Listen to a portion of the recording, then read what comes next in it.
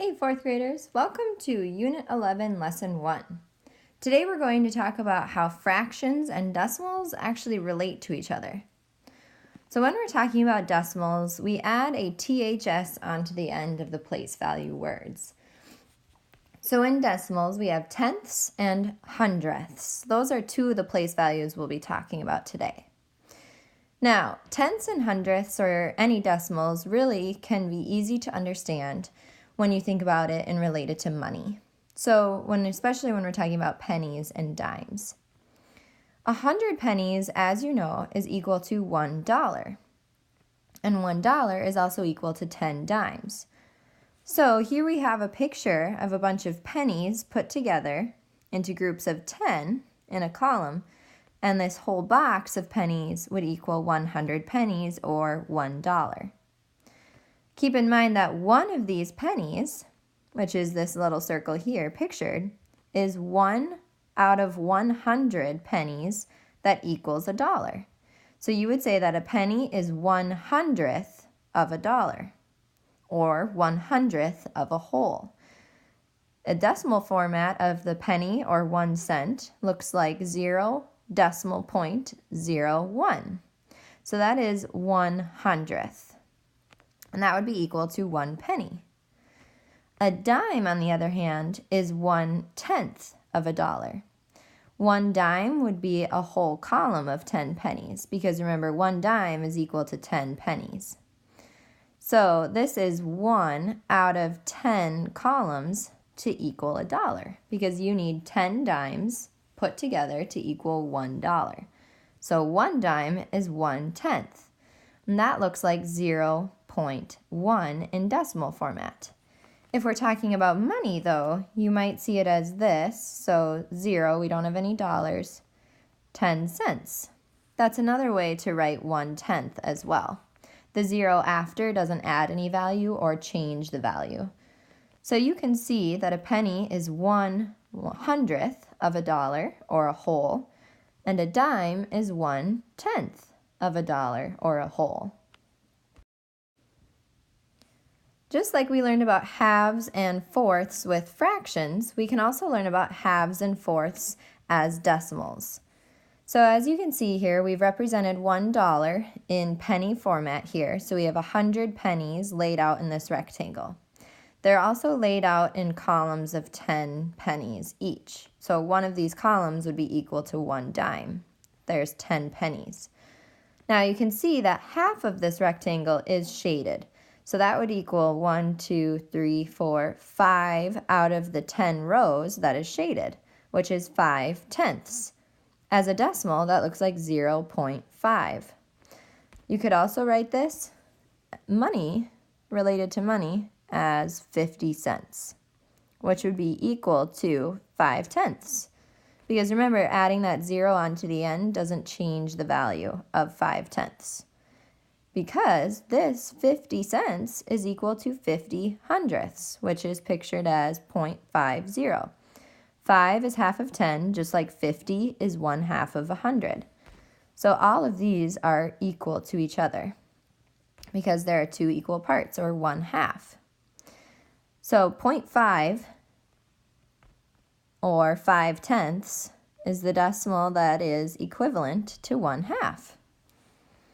That is a universally known decimal and one that I recommend you memorize. So remember that 5/10ths or 0.5 equals 1/2. Then when we're talking about fourths as fractions, remember that means there's 1 out of 4 equal parts selected. So here again we have $1 pictured with pennies. So we have 2 rows of 10 pennies, so that would be 20, plus half of another row, so that'd be 5 more pennies. So that's 25 cents. Now 25 cents is equivalent to a quarter. And if you think about quarters, you need 4 quarters to equal $1, which 1/4 out of 4 is equivalent to 25 cents, or the decimal 25/100ths, 0.25. Now that's another well-known decimal that you should memorize. So 0.25 or 25/100ths is equal to the fraction 1/4. Because 25 over 100 simplifies to 1/4. Because you can see here that 0.25 or 25 pennies is 1 out of 4 equal parts of a dollar. Now, we can also represent numbers that are greater than 1, like mixed numbers, like 1 and 1/2, in decimal format as well. So instead of having 0 before the decimal point like we have before, so for example, when we had 25 hundredths or 25 cents, we had a 0 out front because there weren't any dollars or whole numbers. But this time, we can see that we have a full group of 100 pennies shaded in. So that means we have one whole dollar so far. And then we also have an additional group of pennies shaded in the second part of our rectangle. So I see 2 rows of 10 plus 5 pennies. So that's 25 cents or 25 hundredths.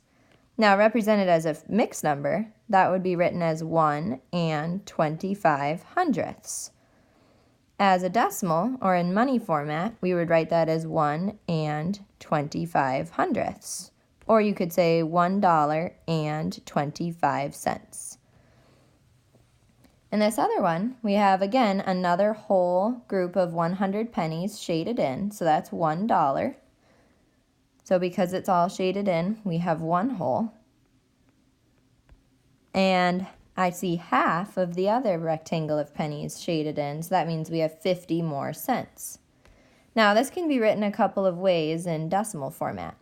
So the first way is with money, so $1 and 50 cents. And then another way to write this, in just decimal format, would be 1 and 5 tenths, which is equal. And we could also write it as 1 and 50 hundredths. Now remember, 50 hundredths and 5 tenths are equivalent because they're both 1/2. Before you start your ticket today, I'm going to show you this first example and then you'll complete the last one for your ticket. So for this part, you're going to write a fraction and a decimal to represent the shaded part of each whole. So we're going to show that these fractions and decimals are equivalent. So here I have this rectangle of 100 pennies. Remember that each column includes 10 pennies. So here I have 10, 20, 30, 40, 50 pennies. Now remember that is equivalent to 50 out of the total amount of pennies pictured here, 100. So 50 hundredths could be my fraction, but I could also do a different fraction. If I just count the columns, I know that there are 10 columns total and that there are 1, 2, 3, 4, 5 shaded. So that means 5 shaded out of 10 columns. That's also equivalent to the fraction 5 tenths, which as we know is also equivalent to 1/2. Now to write this as a decimal, I actually say the decimal when I say these fractions, so 50 hundredths. So that I know is 50 cents. Remember, there's no whole number. We haven't filled in a whole dollar yet, so it's 0 and the decimal point is usually with the word and, or it's always represented as the word and. I could do 50 cents like that, 50, or I could write it as 0.5, which is 5 tenths. On your ticket today, remember to write the fraction first, and then thinking about money, how would that look on a price tag? For example, this was 50 hundredths, which is 50 cents out of a whole dollar.